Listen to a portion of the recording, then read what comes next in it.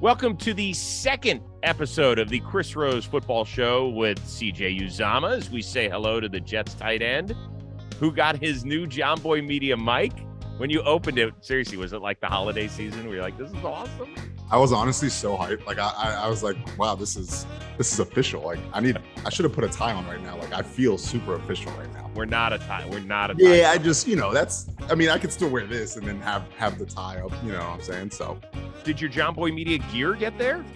what? No. Oh, who do I need to talk to? No. You don't need to talk to anybody. Rob, what happened? I thought we had sent all this gear to him. You know what I needed? We did send it out. I got an email. Where was it sent to? My house or the stadium?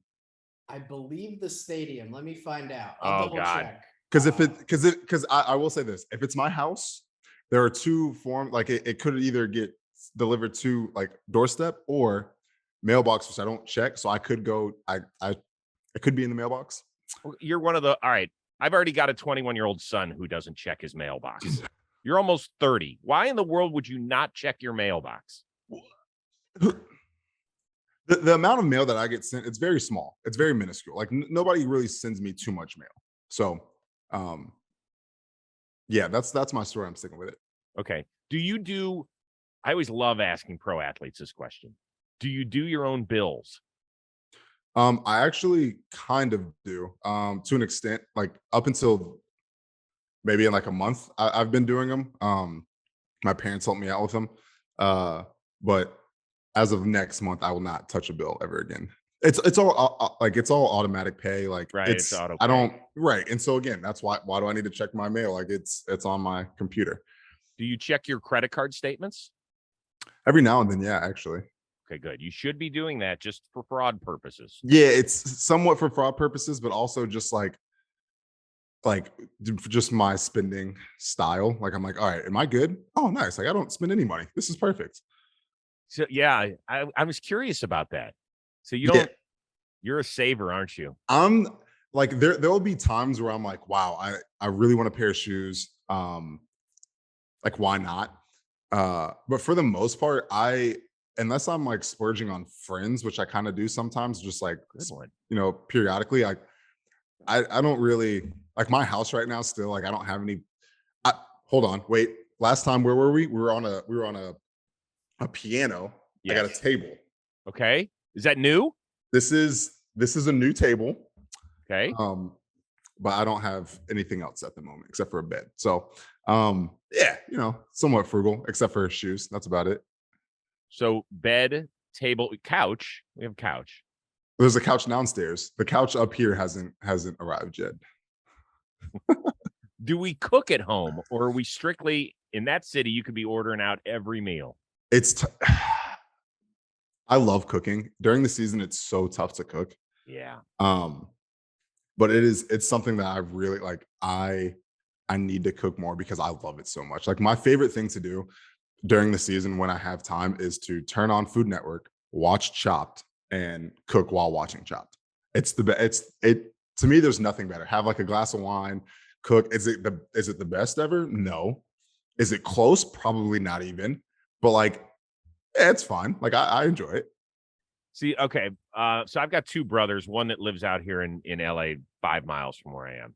And he and my mom used to spend a ton of time together in the kitchen. And I just used to eat everything. Okay. So my brother spent all the time in there, and he has become a master chef. Like He's one of the dudes that posts everything he makes on Instagram. He's one of those guys. For me, I'm like, I don't mind cooking, but man, it seems like so much work for like 8 minutes of enjoyment. I have a mental block with it. Yeah. I mean, I could see that. I don't know. Yeah. I'm happy that you enjoy cooking. But how much do you cook though? Like not how much, but the quantity. Like do you cook a lot of food when you cook, or is it just like Well, we only have one kid at home still, and he's almost 17. So he eats. Right. He's an athlete. He's eating. Yeah. So we make dinner every day. That's it. He's gone for school rest of the time. And breakfast. I make him breakfast every morning. Okay. Make sure he gets out of here eating. Are you like, when you say you make him breakfast, is it eggs, or is it kind of like, oh nice, like some cereal? No, I make him 2 eggs every morning. I Oh, make nice. him either turkey bacon or turkey sausage. I make him either a bagel or like a couple of waffles, and he has a piece of fruit with himself. Oh, dang. Yeah. Oh, No, that's he fuels up. that's a good breakfast. Hell yes, it is. What? Growing up, I had Frosted Flakes or Cinnamon Toast Crunch or That's what I did too. Captain Crunch. I mean, whew. Yeah. Yeah. If you had a top 3 cereal list, is that it right Here we there? go. Here we go. No, so my top three would be Cinnamon Toast Crunch. Great one. It would be there's a new one that's out that is Frosted Lucky Charms. How's it's that different than just Lucky Charms? So it's Frosted Flakes with Lucky Charms. So you take out the little like the healthier part of the Lucky Charms and you put Frosted Flakes in there. More sugar. It's amazing. Okay. And the third one's tough because I want to say Captain Crunch, but I only want to say Captain Crunch when you soak it in milk for at least 2 minutes. So I'm going to scratch that one because off rip, if you just put Fruity Pebbles in a bowl and you put the milk in there, it's ready to go. I'm out now. I'm out on Fruity Pebbles. I never could get no. I What? think yes, because I think when I poured the milk in and it just looked like an art project I just finished, I couldn't eat it. Well, you got to eat your art. I mean, that's what cooking is. Like cooking, you're making art. I mean, all right. So wait, what would your top 3 be? If you're not, I know this is going to sound weird, and maybe it's my age thing, but like there was a what was it? It was like a Raisin Nut brand or Raisin Nut. You're going to say Raisin Bran right now? No, not Raisin Bran, but there was like it was a different kind of raisin. Like the raisins looked like they were on steroids. They were so big and they were like covered in sugar. They were like this big, dude. And I forget what it was called, but I used to have that all the time. I am a huge Cracklin Oat Bran fan because, you know, the ones that look like a little O? Yeah. Because there's that Raisin Nut brand. Good job, Robbie Scirocco. That's it. Look at the size of those raisins, gosh, dude. I've never even heard of that before. Seriously, look at that thing. Cracklin Oat Bran, because I love eating cereal straight out of the box. I could sit there and eat it as a snack and just pull it out. So I need something that you can grab easily. Okay. Yeah. And by the time, seriously, you could eat a half box in just like one commercial break. I respect that. I respect that. And I don't know. I mean, I was a big Lucky Charms fan back in the day. Loved it. Cocoa Puffs. Loved it. I'm a huge chocolate lover. Oh, I love chocolate. I just realized in my top 3, there's no chocolate. So I might have to go with like Reese's Puffs or something. Like I have to have some. You're gonna have to drop chocolate Fruity in Pebbles. there. If we're gonna continue this relationship, you might have to drop Fruity Pebbles. I mean, look, you have raisins in your cereal. Like I haven't tried it, but we're gonna have to. I'll come back to you on that one. All right. Opening day has come and gone. When you don't play much in the preseason, how does your body feel after a regular season game? Yeah, I mean you feel for sure. It is different, especially because, you know, preseason it's not 100%. Like preseason speed is different even than the regular season in general. So even getting that time on the field, your body usually feels pretty good during the preseason. I mean, camp is tough, but yeah, I feel today for sure. Did some yoga this morning. Got like a little walk around where I'm living, and yeah, it's a little different, but I love it, to be honest. Like I love the feel of my body hurting because I'm like, oh nice, we're back in season. Like this is this is back to normalcy for myself. So yeah, woke up a little sore. Okay. Do you get a lift in the day after? There's some guys I think that lift on Mondays, right? In order to flush everything out. We do a team like activation, and then we do like some light jogging, and then we do some lifting. It's usually squats, and it's just to kind of flush the legs, get them back underneath you. It's not we're not squatting the entire world, but it's just to get some circulation back in your legs. So I watched your game closely. You guys were in it for a long time against a team that I think is going to compete for the Super Bowl, the Baltimore Ravens. Offensively, it was not very good. You don't need me to tell you that. You guys know that. Your coach, however, I thought was fascinating yesterday. I don't know if you saw this when he met the media.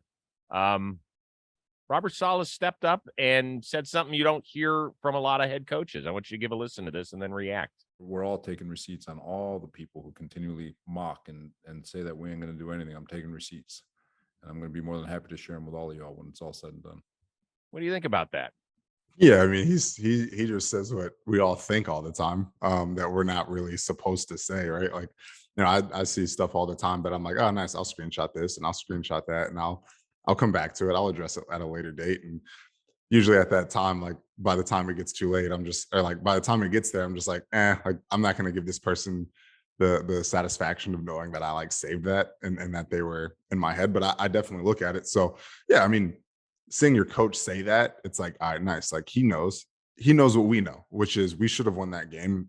Defense played an unbelievable. They played a hell of a game. Like honestly, our defense stepped up, and it's up to the offense to be able to put points on the board, and we shot ourselves in the foot. So to hear him say that and come out to the media and say that, that's, to me, I'm like, that's awesome. Because that's not in the coaching handbook. That is not in the coach's cliche book right there. Yeah, no, that is like the opposite of what's in the coaching handbook of just like, yeah, we're gonna get it together and blah blah blah, and like taking these blows, and he's just like, no, let me put the hammer down right now. So yeah, that's awesome to see from him and hear. I know that you're not on the field at the same time Lamar Jackson is, but I'm just curious, from a guy who's seen him, you were in the same division for several years, and now you see him here in game one. What is it that makes him, like, where other players maybe even appreciate his skill set more than we do as fans? Yeah, I mean, he's like I don't even know how to describe, like, because I don't play defense. I don't know how to describe what it's like to have to prepare and prepare. Like, you can prepare as much as you want to. Unless you have Lamar on your team, you're not going to be able to fully simulate what he does. And so yeah, it's kind of like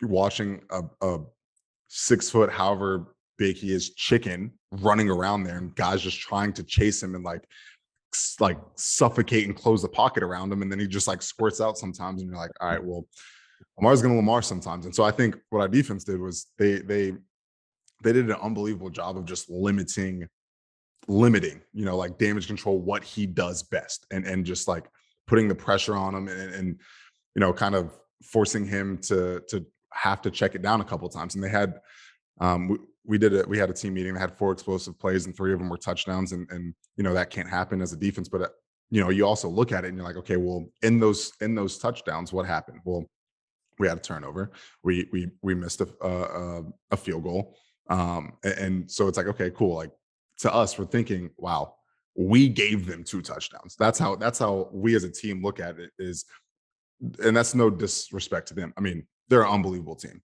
Like, unbelievable. But the fact that our defense played that well against them, we're like, we should have been in a position to win, and we were. So yeah, it's encouraging for me when I see our defense play that well against like you just said, a team that has been to the playoffs for the last 5 years or something. Like, just an unbelievable team, an unbelievable talented quarterback, and on both sides of the ball. We look at ourselves in the mirror as an offense, and we're like, we need to pick this up. Yeah, I get it. Are there other players around the league who I always love hearing from other players how much they appreciate a skill set or something that is just so different? Are there guys in the league where you're like, man, if I didn't play this for a living, I would be sitting up there and I would pay my hard-earned money to go watch them play? I mean, a lot of guys, I think, right? Like, I have a high school card that said, like, it had your favorite food and all this other stuff. Right. And my favorite player was AJ Green. And so, being able to play with him, I mean, I still like watch AJ, and I'm like, wow, man, like, this is, to me, that's the most amazing thing. And for us to be able to have the fun relationship that we had in Cincinnati, I mean, I called him Big Dummy. Like, he was older than me, so I called him Big Dummy, and he would just like, we would just go back and forth. So yeah, there are a ton of guys who I respect. I look at their game, and I look at the way they approach the game, and the way that they handle their business, and the way that they still like are able to have fun outside of the game. And I'm like, this is this is awesome. Like, this is amazing that I get to share the field with like-minded people that are just amazing at their craft.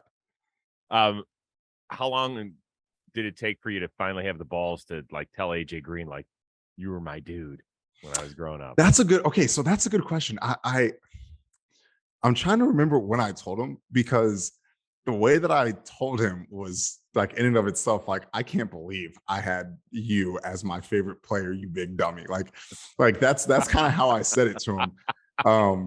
And he, it was for me in that moment, I was kind of like, oh wow, nice. Like, this is an awesome. That's one of those, like, I'm reflecting on my life and like how I'm in this position, which is amazing to me. And yeah, it was funny. Like I know the first year I was like, wow, this is sick. Like, this is incredible. And then as I was more comfortable with myself and more outgoing and talking to him a little bit more, it was kind of just like we had a laugh about it. Good. Yeah. Speaking of your old team, you're so focused on your game and watching film the next day and all that sort of stuff. Do you even know what happened with the Bengals Steelers game? Yeah, I mean, I look at scores around the league every week, no matter what. And I still talk to. Looking at the score did not do that game justice. Well, no, I still talk to the athletic trainers. I talk to Nick. He's my guy, and I talk to the punter Kevin, like somewhat regularly, because Kevin and I are, and Nick, we went on like a mountain trip this past off season. So those are my guys, and I talk to them. And yeah, no, I ended up looking at the game and seeing it, and I was like, that was quite the game. That was insane. So, for people that didn't follow along, the Bengals lost their long snapper during the game. He got hurt, so they had to use a backup tight end, Wilcox. I don't think he was there when you were there, was he? Mitch, yeah, he was. Mitch was there. He was? Mm-hmm. Did you know he was the backup snapper? I figured after I left that he was a backup, yeah. Whoa, hold on. Are you a snapper? I was the backup long snapper, yes. So that could have been you. Last preseason game, or last preseason game, I snapped in the game. I snapped a punt in the game, first punt. And? Oh, it was a dime. Oh, it was perfect. Yeah, it was amazing. Are you kidding? Yeah. I'm not bad. I'm not a bad long snapper. When did you start long snapping? Probably, I think my second year. We had another long snapper, Ryan Hewitt, who was another tight end. Yeah. And I kind of he was I mean, he was good. Like, he was probably better than me in terms of speed, for sure, of getting it back there. But the special teams coach Darren wanted me to start getting a couple in every week or something. And so yeah, we started doing that probably second year. The more you can do, man. Yeah, honestly. So you're the emergency snapper on the Jets. I am a viable option. Hennessy's good though. We're good. I know, but you don't ever root for somebody to get hurt. But God forbid you're ready. Like, there's a little bit of you that wants to get in there and snap. No. There's zero part of me that wants to get in there, because once you get in there and snap as someone who doesn't do it all the time, that is like blood in the water for the other team. The other team's like, all right, here we go. Like, we're bringing the house on you. Good luck. So, yeah, no, it was fun to be able to do it in a preseason game where I'm like, nice, all right, like, I did this, I can do this. But outside of that, I'm like, nah, I'm pretty good off that. Like, I'll leave that to everyone else. Like, to me, the most amazing thing I saw this weekend, I'm not sure if you caught it, but Justin Reed of the Chiefs, safety, yes, kicked off because Harrison Butker hurt his ankle through the uprights. Dude, he was killing the ball. Unbelievable. Like, that to me is like, again, you're talking about, like, you look around the league, who do you have? That I have respect for that. Like, that is unbelievable. That's insane. It was really good. Hey, he nailed an extra point. Yeah, I mean, he was a great kicker in high school, big soccer player and stuff. And there's a great clip. You got to go find it, of Mahomes on the mic'd up on the sidelines. And he's in a conversation talking about the offense. And then he's like, oh my God, did you read? He just kicked it out of the end zone. Like, he stops what he's doing. So, all right, I got to look at that. I got to look for that. That's good stuff. I like you a lot. We've only had 2 meetings. I dig you. I feel like we mesh. I'm going to apologize right now because you are playing my Browns this weekend. Yeah, I thought about that. Are we gonna have like a little like like a friendly wager of this? Like, what are we gonna do here? Like, loser has to like, I don't know, buy lunch or post like anything. I don't Totally. care, whatever you say. I'm in. I think that's a good deal. I think it actually should be in a nice dinner, to be honest with you. I'm 100%. I mean, you're gonna have to come out. You're gonna have to come out here, but let's Well, do I'm it. coming out in a few weeks, actually. I'll be out there. Yeah, let's do that. Yes, put it on the Okay. books. I love it. You better make sure that credit card's ready because this guy can eat. Just saying. My credit card will be ready in my pocket the entire night, Yeah, well, and it's gonna stay there. That means you're admitting that you're going to lose. No, it's gonna stay in my pocket the Oh, it's entire going to night. stay. Yeah. Oh, okay. Yeah, come on. Just think about me after the game's over. That's all I'm saying. I will. I'll be like, wow, I cannot wait to go to insert restaurant here. I love it. That's good. Hey, all you football fans, the NFL's opening week was action-packed, and it's just getting started. Get ready for week 2 of touchdowns, big plays, and even bigger wins with DraftKings Sportsbook, an official sports betting partner of the NFL. This week, new customers can bet just $5 on any football game and get $200 in free bets instantly. Want more action? Everyone can experience the thrill of DraftKings early win promotion. It's simple. This Sunday, bet on any NFL team to win, and if your team leads by 10 at any point during the game, you get paid instantly, even if your team loses. Download the DraftKings Sportsbook app now and use promo code FOOTBALLSHOW to get $200 in free bets instantly when you place a $5 bet on any football game. That is a steal. That's code FOOTBALLSHOW, only at DraftKings Sportsbook, an official sports betting partner of the NFL.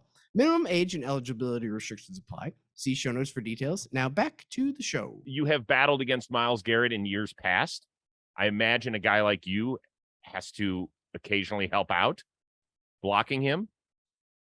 What is that experience like? I mean, he's a monster. He really is. He's a physical specimen. And one of those like, you know, you make Madden players growing up, and that's like what you want to make, like as your player. So yeah, he's a hell of a player. He's strong, physical, fast, gets off the ball really well, and yeah, he can really dictate a game. And he's honestly, he's a good dude. Like just like outside of playing, like talking to him after games, and like, you know, he's a great human as well. So that makes it even more of like a dang, all right, nice. Like I get to go against one of the best, and this guy's just he makes a play and he's just going to be like smiling or something. You know what I'm saying? I don't know. So yeah, no, but I'm excited. I'm excited to get back out there and kind of get this losing taste out of my mouth. And it's a really good way to do it against one of the best in the game right now.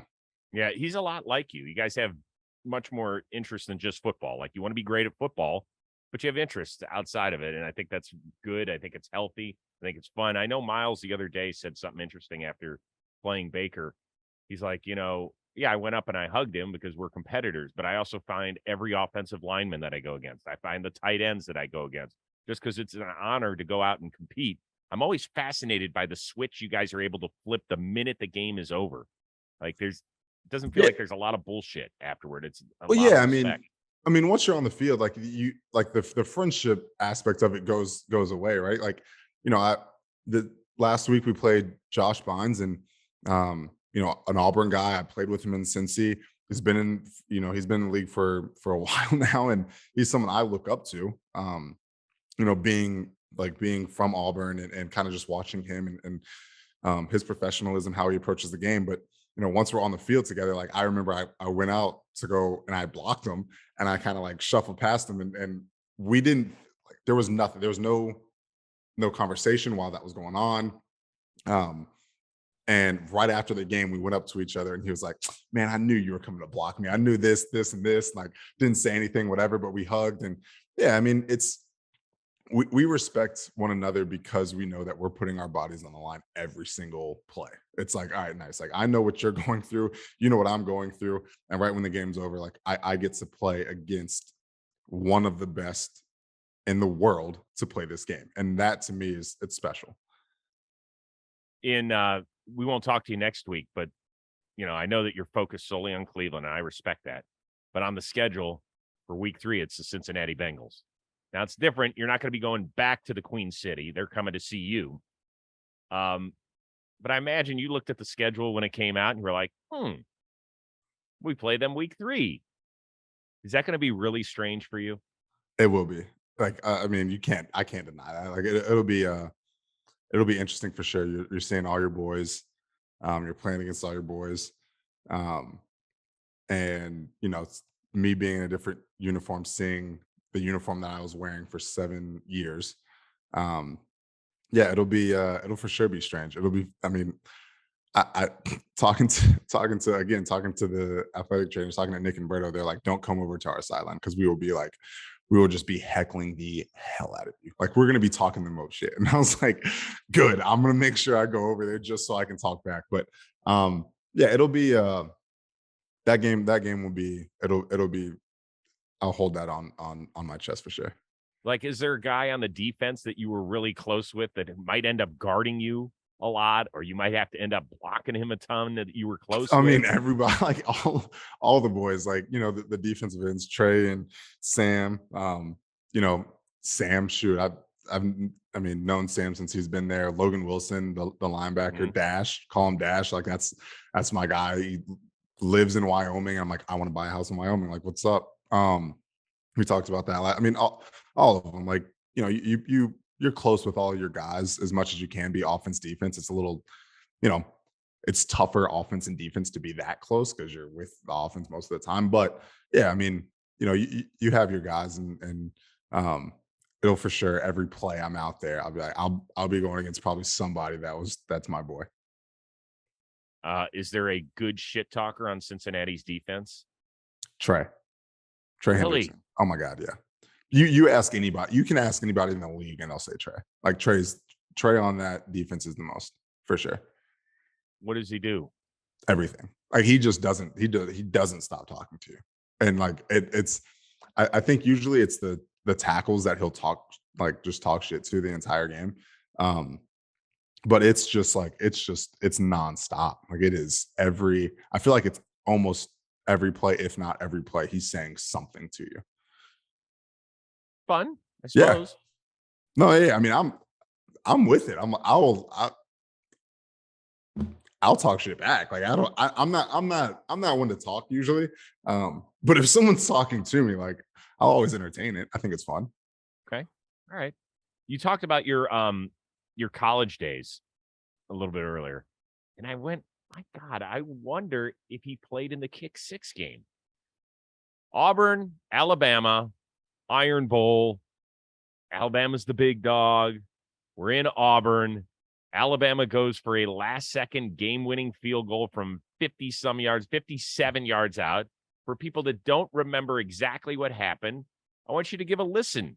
Here's Vernon Lundquist on the call. Play the tape. Returned by Chris Davis. Davis goes left. Davis. No flags. It was unbelievable when I was watching it at home. What the hell was going through your brain?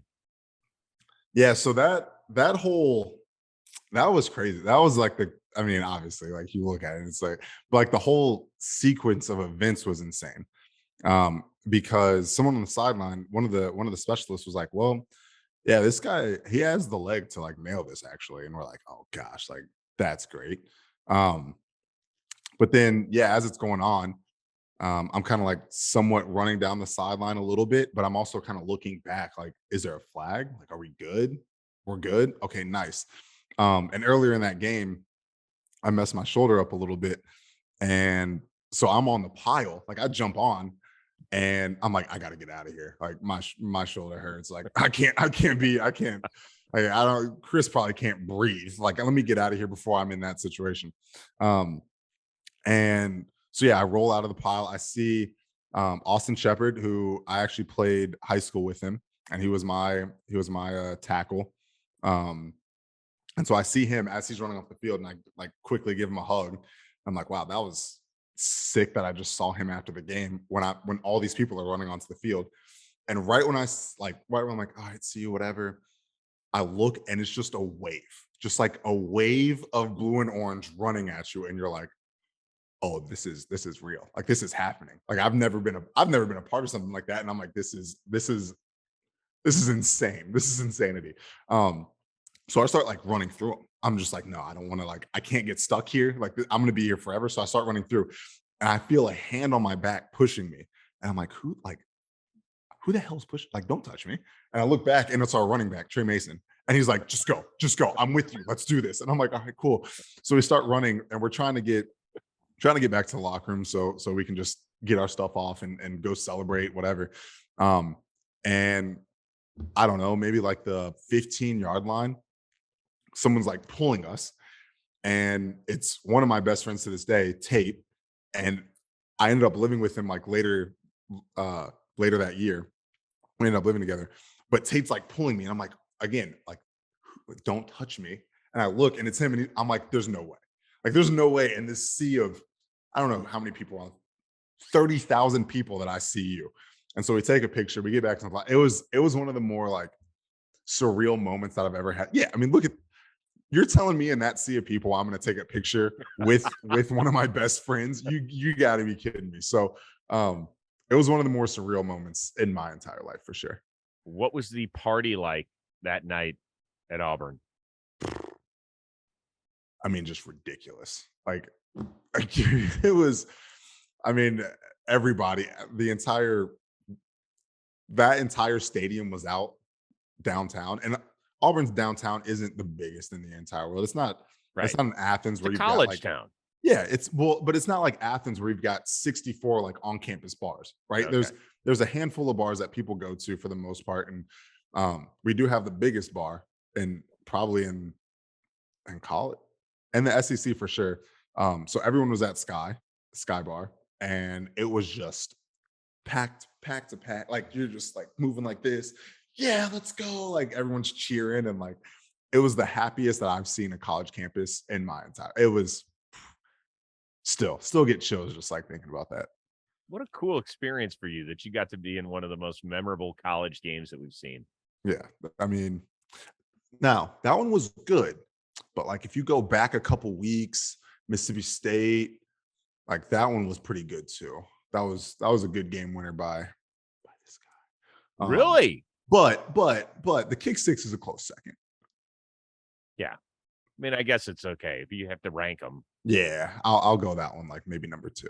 So wait a second. Did you catch the game winner? Like there were 13 seconds left after the catch. But I mean, the whole season was insane because the whole season was like it was like nail biter after nail biter after. Okay, nice. Like here's a little breathing room. Nail biter. I mean, the week before that was the Georgia, the Prayer and Jordan Hare where Nick just launched a ball and like two guys hit each other and we catch it and we score. I mean, you're like, okay, well, surely nothing can top that. And then the kick six happened. So it was a ride for sure. You're a pretty level-headed guy, but is there a true hatred for Alabama? No, I'll say no. There used to be a hatred for Georgia because like, oh wow, Look at Johnny on the Rob's spot. best, man. Look at this. Oh, look at you. That. Okay. 10 seconds left. 10 seconds left. Yeah. So that was awesome because it was our first SEC win in like 10 games, 9 or 10 games or something.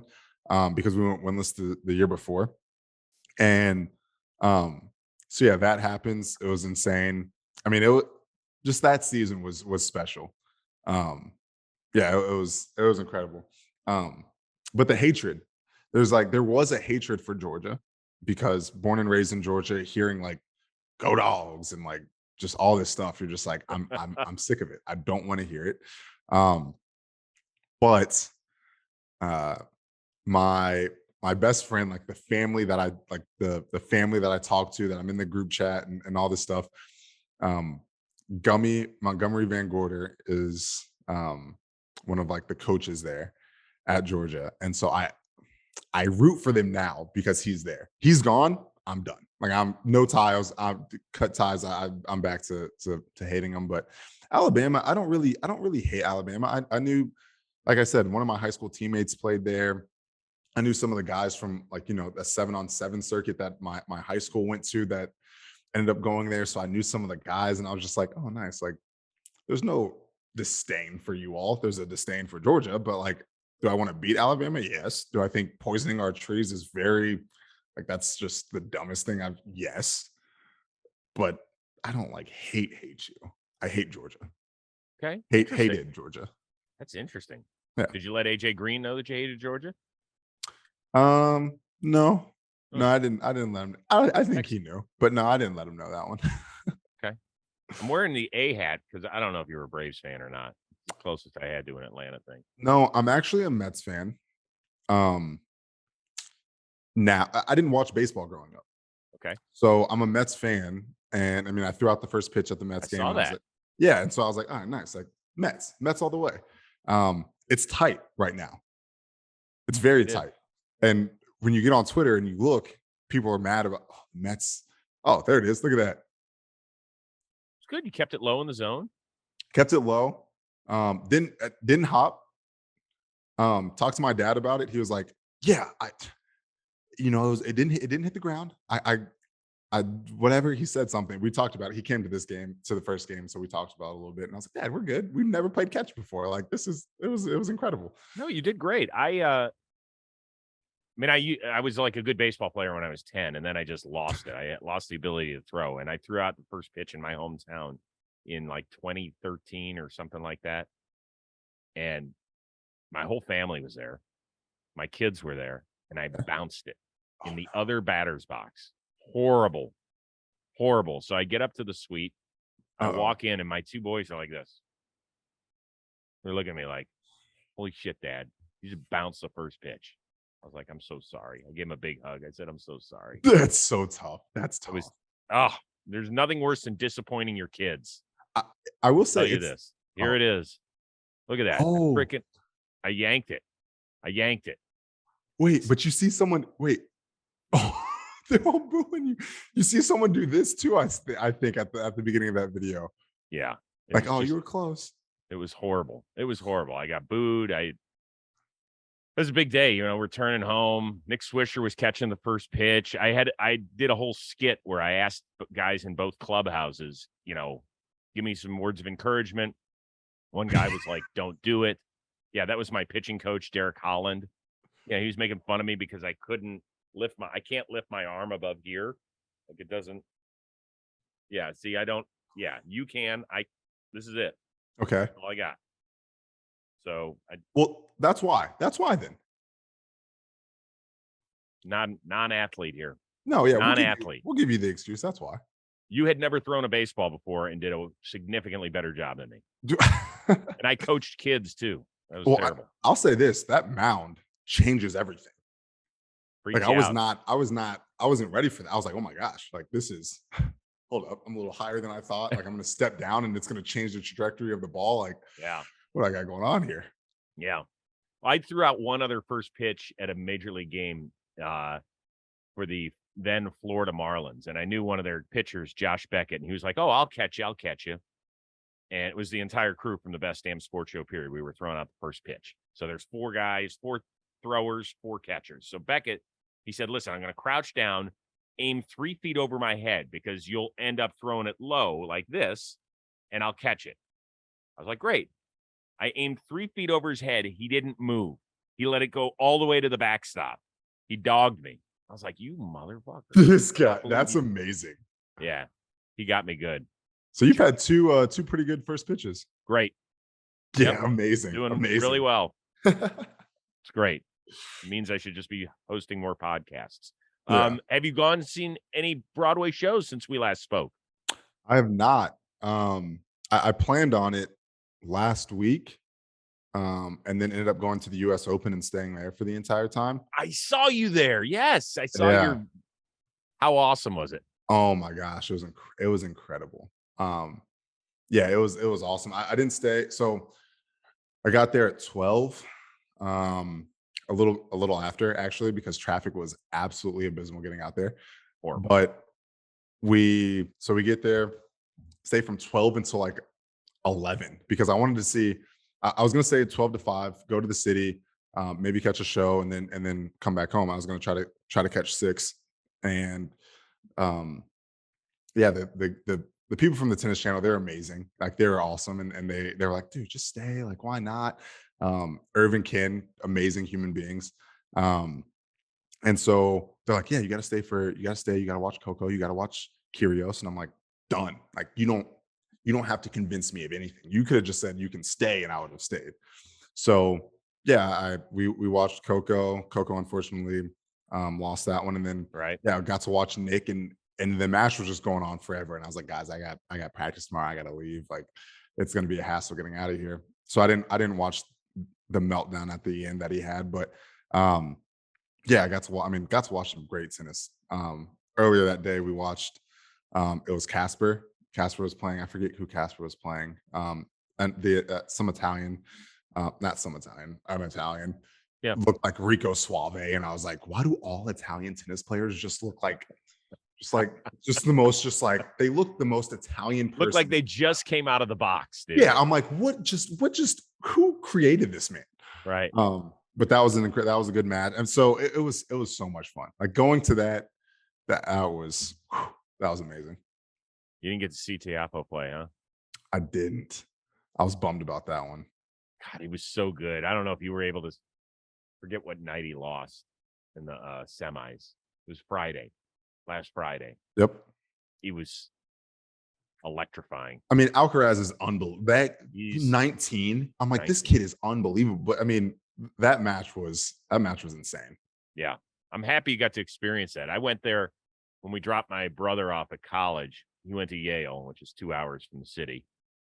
Dumbass. And so then what this guy, what a loser. I was 14, and so my parents were like, yeah, we're going to go to the U.S. Open. I got to see Boris Becker, who was 19 years old at the time, play. And for people that don't know much about Boris Becker, the tennis player, there's been some other stuff. He was freaking unbelievable. That's so giant. Awesome. Oh, yeah. He wore like this. The tennis sweaters, people don't wear them anymore, but they're the ones with the sleeves cut off. He wore a tennis sweater, and like, he was changing the style of the game, and he was so much bigger and stronger than everybody else. Oh yeah. So I remember watching that's that. awesome. That's insane. That was pretty good. That was pretty good. All right, what do you have planned for the rest of your day off? What are you going to do? It's an excellent question. I might go to the city with a teammate, Connor. We might go to LeBaron and get some food. I haven't caught back up to him since this morning, since he suggested it. So he might have to, he's got a dog and a fiance, so he's got to check in with her first. Yeah. But other than that, city, do you take the train? So I want to this time. If we end up going, I'm going to end up taking the train, because I want to see. I've never taken it. I just drive. And I kind of like driving in New York. We talked about this in the tight end room, how it's kind of like, it's hectic when you're driving in New York. I kind of like it. I'm like, this is awesome. Like, these people don't care at all about anything. No. Like, you guys are going, like, yeah, bikes just swerving in and out, not motorcycles, like bicycles. Bikes. Yep. I'm like, big thing. These people are insane. But it's great people watching. So I kind of am like, oh, nice. Like, I'm driving, people watching. Oh, someone just cut me off. Wow. All right. Interesting. Who is it? It's an old lady. Oh, solid. Like, good for you. I see you off. Oh yeah. Yeah. Well, and that's the thing too. So my parents again came in and we're driving back from the game, and I've kind of picked up on the New York style of driving. I'm just like, people kind of don't use their blinkers sometimes. I'll just turn it on real quick, the little like 1, 2, 3, I'm getting over. And my dad's waving at the person behind him, like, CJ, like, make sure you say thank you. Like, Dad, this isn't the South. If people see you doing that, they're probably thinking you're flicking them off, like, hey, see you later. And like, just keep driving. I'm just going to keep on driving. He's like, okay, like, you say so. So, yeah. So I usually drive, but I might end up taking the train. That's a very long-winded answer for I might take the train this time. Okay. I love the answer though. I would say this, you have great experience of keeping your head on a swivel. You have to do it every Sunday. So it's very much the same thing driving in New York City. That the bikes scare the hell out of me. I'm afraid I would make a turn and somebody would just tumble over the hood of my car. Yeah, the last time I drove in the city, I was meeting up with the same teammate Connor, and I was in this like small little the tight alleyways are what like really get me the most, because I'm like, all right, I don't want to, it's a rental car, like I'm not trying to hit the sides, I'm not trying to scrape anything. But then the mopeds, there were like 3 kids on mopeds that came up and that were just like inching their way, and there's no room. I'm like, well, where are you going? Like, just please don't do this. And so one kid kind of squeezed through and was really close to my mirror, and I was like, you break this mirror, like I'm screwed. You're screwed, because I'm going to chase you down. Like I will get out of my car right now. And the second kid like sees me looking at him, and he kind of scoots over and hits the other car, like the mirror, and the mirror folds the wrong way. And I'm like, all right, you know what? Screw this. So I roll down my window. I put my window down, or my mirror down. And I'm like, come on, like, other kid, go, just do this. But he hops off his and just walks it through because he doesn't want to hit anybody. And I'm like, all right, good. Like, so the mopeds scare me more than the bikes at the moment. Did you say rental car Yeah, I'm using a rental car for 6 months? Yeah, I don't. Yeah, I think so. Like, shout out to Enterprise. I don't know. I'm trying to get a Oh, Rivian. we've got the Jets deal. No, well, we've got the CAA deal. Oh yes. We've got the CAA. How do I get on deal. that? I've been with them forever and I can't get a deal. Hey, you gotta talk to Ellen and Jim. Those are the 2 people. I don't know. I got to bring a little bit more to the team, if you know what I mean. Yeah, Sign a 3-year deal somewhere else. Hey, we're in this together. That's together true. right now. Okay, That's true. I'll have my people talk to your people, and our people are the same, so we'll figure it out. Yeah, I'm using a rental car. It's a Toyota RAV4. I wanted to get a Rivian, and I'm still like working on that, but it's not going to be ready until the end of the season. So rental car it is. I'm cool with it. And your off-season home is Nashville, right? It is. Yeah, it's a great city. Oh, it's amazing. I'm trying to get my wife just to come down there and check it out. So you can move there permanently? Well, I've always told her 2 years from now, when our youngest son graduates high school, we're going somewhere. We'll keep a little place out in LA, but I was like, let's go live somewhere else. Yeah, I mean, Nashville's great. A little bit outside of Nashville's great. Yeah, but the problem is everybody has moved there now. Wyoming? Not everyone's moving to Wyoming. Yeah, that one I'm not so sure I could do. Looks beautiful. I just don't know if I can. I don't know if that's in my DNA. What do you love so much about it? Just, I think the main thing is because I'm around so many people all the time, when I'm done playing, at least for a little bit, I want to experience nothing. Like, I want to experience the scenery, but I want to walk outside. I'm just going to be perfect, like picture perfect. I walk outside, my dog runs right out, like just like happy that he's outside. I have a cup of hot chocolate in my hand. I can't drink caffeine, so hot chocolate. I got a robe on, nothing but a robe. And I just look out and there's nothing but mountains. I don't see anybody. I don't see a house. I don't see a road. I don't see anything. I see my driveway, maybe if I'm walking out the front door, but just like nothing. And I'm just take a sip. Today's going to be a good day. Walk back inside and do whatever I need to do. So my impression of you through 2 shows is you don't get bored. Oh, no. Like you can challenge yourself with just your mind, can't you? Yeah, for sure. Yeah, 100%. You'll figure something out to. But you understand not everybody can do that, right? Like we need some sort of stimulation, most people. I'm learning that. Yes. Okay. It's difficult for me to understand that kind of, but I'm like, yeah, like I can see how that would be like how that's challenging for some people. So you must be reading like 3 books at once. You're one of those guys. No, I am one of those guys who's like, I'm watching like a couple shows at the same time, and then I'm also doing a puzzle while watching those shows. I love doing puzzles. I think. You told us that last time. Yeah. What puzzle are you working on now? No, so I just ordered some on Amazon. Okay. So they might be in my mailbox, to be honest with you. I ordered them a couple days ago, and they're not here, so they might be in the mailbox. You know what it might be? It might be a puzzle of a John Boy Media T-shirt. Just saying. How great would that be? We got to get that on the books. We got to make that happen. Hey, I'm going to bring that up to the marketing department. And so you have this setup behind you. I was going to try to figure it out, but on this wall right now, I would ruin it. But I'm gonna have my jerseys just like you have your jerseys. And where there's gonna be a Mets jersey, and there's gonna be a Jackson Hole Moose jersey, and then there's gonna be I have it over there. It's a Chelsea plaque. Oh. We're gonna put the Chelsea plaque up there too. We have to talk about your love of football as well. We'll get to that. We're not going anywhere. We're not. I would usually spin the wheel, but today I'm going to fix it because I want to hear what you said. You like to spend money on other people. So today's category is going to be giving mood.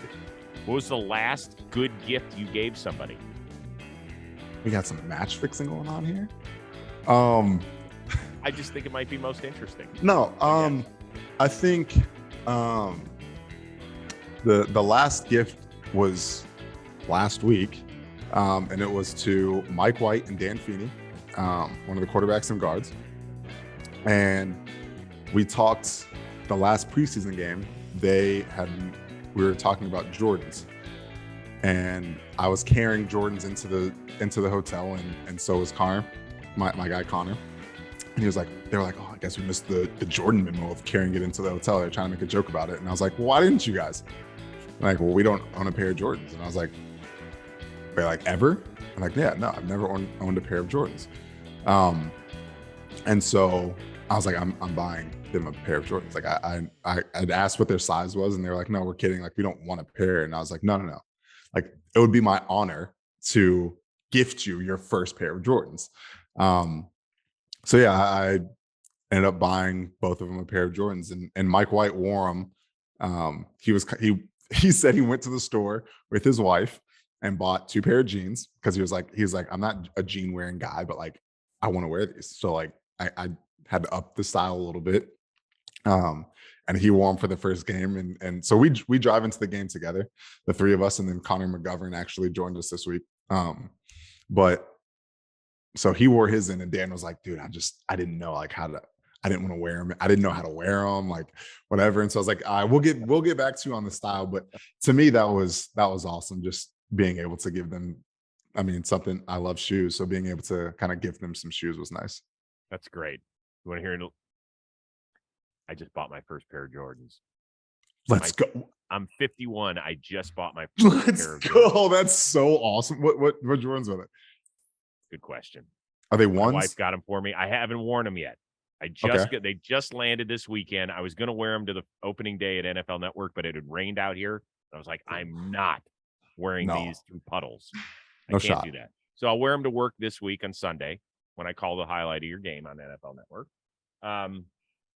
So but I'm excited about it. I finally got a pair because one of the baseball podcasts I do, the Chris Rose Rotation, shortstop for the Miami Marlins is a guy named Miguel Rojas. He's a regular. So he's like the baseball version of you. Right. He is the biggest sneakerhead I know. Hundreds of pairs of Jordan. That's what he does. Every road trip, he buys himself a new pair of Jordans. Every time. So he's like, Chris, just go buy yourself a pair. I was like, you know what? You're right. Because we were talking about the $10,000 pair of Jordans that are out there. There's some pricey ones. There's Miguel. Oh, yep. That's pretty big. Oh yeah, I see it. Yeah. So this is what he does for a living. This is what he spends his money on. And other than his family, he spends his money on his shoes. That's like his personal area. I want to know what his favorite are. He's got a lot of ones. So wait, when he's in the off season, he'll come join us and you guys can talk shoe game. We'll cross streams. Do you know which ones you got? Like, did you get the ones on the top right? I'm assuming like the style. First of all, I got low. I can't do high. You got so you got some low ones for sure. I did. I got lows. God, I don't know if they're no. Okay, look. So I got Dan a pair of lows because I was like, Mike, the pair that I got Mike, I was like, this is the classic like your build type of shoe. Like it's easy for him to just be able to throw on some jeans, whatever. And so Dan, offensive lineman, a little bit bigger. I was like, I'm gonna get you some lows. Like it'd be tough. Like lows are shoes that you can kind of wear no matter what. So like, what color are they? They're black and gray and white. Okay, so I got him a like gray and white pair. You can wear it Yeah, Are that's those the him. ones? That's it. Oh my God. You can wear those with anything. I know. That's such a good pair to start with. We're gonna get your shoe game right. We're gonna get your shoe game right. I think I've passed that. I think they passed that on the mile marker. I'm not Do so you sure. Do you have the classic dad ones like the Air Monarchs? I don't have that. This is, you saw my pair. That is it. No. I'm saying the Monarchs, like the dad shoe, the most iconic, aside from like the New Balance. The Monarch is like the most iconic grill, like you grill in the Monarchs. No, I don't even have that. Well, no. That's like a $50 pair. Like that's like I'm telling you, you go to any mall. I mean, people don't really shop at malls anymore, but you go to any mall and you see a grandpa or like an older dad wearing them. It's that. I'm not calling you a grandpa. I'm just saying, because I have a pair. I have 3 pair of Monarchs. I got that. I got the all black ones, and I got some green ones. Like, they're comfortable. I just wanted to know what your style was with shoes. I don't have any style. I mean, it's horrible. I do have some nice shoes. Yeah. I have a pair of Ferragamos. Oh. Yeah, no, I've got some like nice going out shoes. Yeah. Some, but no, you're killing that more than me. I don't really have any of that. So yeah, that was a work purchase. Mhm. Tax deductible.